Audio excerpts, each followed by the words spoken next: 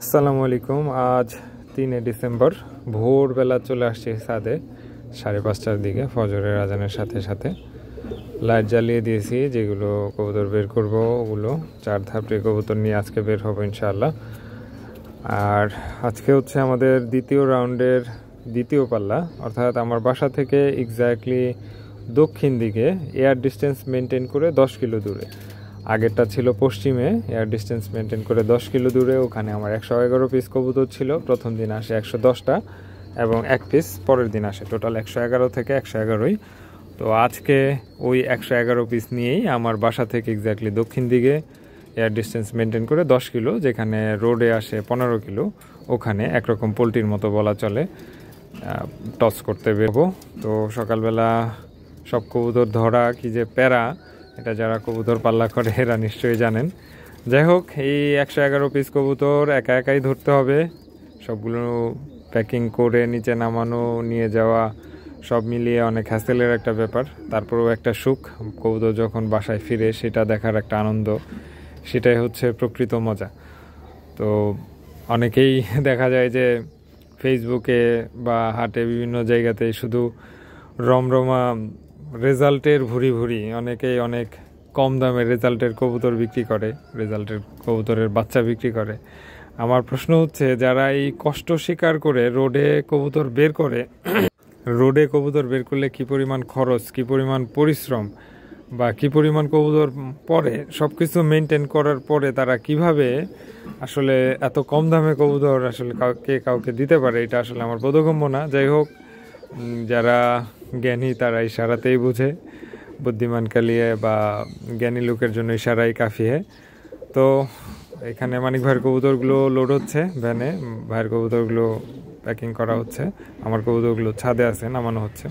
আমরা স্পটে চলে আসছি। আমাদের আজকের স্পট হচ্ছে সাভার ব্যাংক টাউন মানব সম্পদ উন্নয়নের ঠিক আগে যে ব্রিজটা, ব্রিজের নিচে খুব সুন্দর একটা ছোট মাঠ পেয়েছি। এই মাঠেই সবগুলো কবুতর সারি সারিভাবে সাজানো হয়েছে। এখানে মানিক ভাইয়ের কবুতর আছে আজকে 96 পিস, আমার কবুতর আছে হচ্ছে 111 পিস, এবং পাশে এক ছোট ভাই পাশের এলাকার, ওর কবুতর আছে 17 পিস।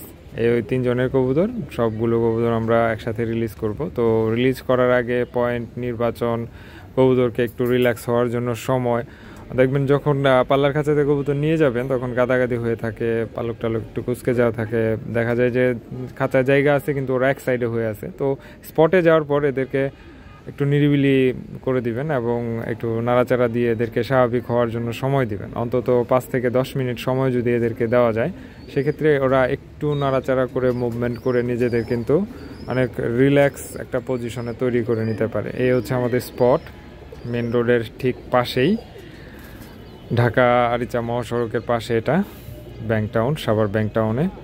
তো আমরা কবুতরগুলো ছেড়ে দিচ্ছি। আমাদের ভ্যান ড্রাইভার তারেক ভাই, টুপিওয়ালা যে ভাই, আর ওই ছোটো ভাইটা আমাদের সাথে যায় রেগুলার, ওরা আমাদেরকে কবুতরকে ছাড়তে সহযোগিতা করতেছে, সবগুলো ছেড়ে দিছে। তো ভ্যান ড্রাইভার ভাই আসলে বুঝতে পারে নাই যে কবুতর নিচে থাকলে বা কোনোটা যদি একটু শরীরে সময় দেয়, শরীর চুরকায়, তখন নাড়াচাড়া দেওয়া যাবে না, ওরা ওদের মতো করে রিল্যাক্স হয়ে তারপর ফ্লাই করবে। যাই হোক, ম্যাক্সিমাম কবুতর উঠে গেছে। আমার এক খাঁচার কবুতর, এরা মোটামুটি 2-3 খাঁচার কবুতর, কিছু মিলে মিলে নর কবুতরগুলো রয়ে গেছে, 2-3টা মাদি আর বেশ কিছু নর। আমার কবুতর যদিও এরকম আচরণ করে না, এই প্রথম। গত কয়েকদিন টানা পাল্লা খাওয়ার পরে কবুতরের মধ্যে একটা রিল্যাক্সেশন চলে আসছে, যে খাঁচায় থেকে বেরোয়ার পরে এত তাড়াহুড়া করা যাবে না, আমাকে আলটিমেটলি বাসায় যেতে হবে। এরা ফ্রিলি মুভ করতেছে, যেখানে ডাকাডাকি করতেছে, শরীর ঝাড়তেছে, মাদির পিছনে ডাকতেছে, কেউ আবার বালি চুলকাচ্ছে, বালি খাওয়া দেখে হয়তো বা মাটি টাটি খাওয়ার চেষ্টা করতেছে। আসলে এই বিষয়টা কিন্তু ভালো। একটা কবুতর যখন খাঁচা থেকে বের হয়ে কিছুটা সময় দিবে, সে কিন্তু নিজেকে প্রিপেয়ার্ড করে নিতে পারবে। তার কোনো পাখায় ফেদারে সমস্যা থাকলে, পায়খানা জমে গেলে বা অন্যান্য যে কোনো শারীরিক যে ব্যাপারগুলো থাকে, সে একটু নিজেকে সময় পেলে নিজেকে গুছায় নেওয়ার মতো একটা পরিবেশ তৈরি হয়। যাক, মাশাআল্লাহ, আমাদের চাকলাটা খুব সুন্দরভাবে ফ্লাই করে ভালো হাইট নিয়ে নিছে। আমাদের যে নিচের কবুতরগুলো ছিল এগুলো 2-3 মিনিট পরে উড়ে গেছে খুব সুন্দরভাবে। এরা খুব সুন্দর একটা ইউনিট হয়ে প্রথমে ডান দিকে গিয়েছিল, এখন আবার বাম দিকে আসতেছে। ওভারঅল যদিও রোদের বিপরীতে, যার কারণে অতটা বোঝা যাচ্ছে না, একটু দূরে চলে গেছে, জিম করে আনতে হয়, ডান দিকে চলে গেছিলো। এই হচ্ছে আমাদের খাঁচাগুলো প্যাকিং করা হচ্ছে, আমরা এখন স্পট থেকে বাসায় চলে যাব শূন্য খাঁচাগুলো। আলহামদুলিল্লাহ আমরা বাসায় চলে আসছি। বাসায় চলে আসার পরে এই যে দেখেন একটা কবুতর নামতেছে, প্রথম কবুতরে দেখা পাওয়া গেছে, মাশাআল্লাহ কবুতরটা নামছে। ও আল্লাহ, এটা তো আমাদের সেই প্রথম কবুতরটা, হচ্ছে গত পাল্লায় যে কবুতরটা একদিন পরে বাড়ি ফিরছিল, সেই মাদি কবুতরটা, মাশাআল্লাহ। এই কবুতরটা গত পাল্লাতে একদিন পরে বাড়ি ফিরছিল, পরের দিন সকালবেলা।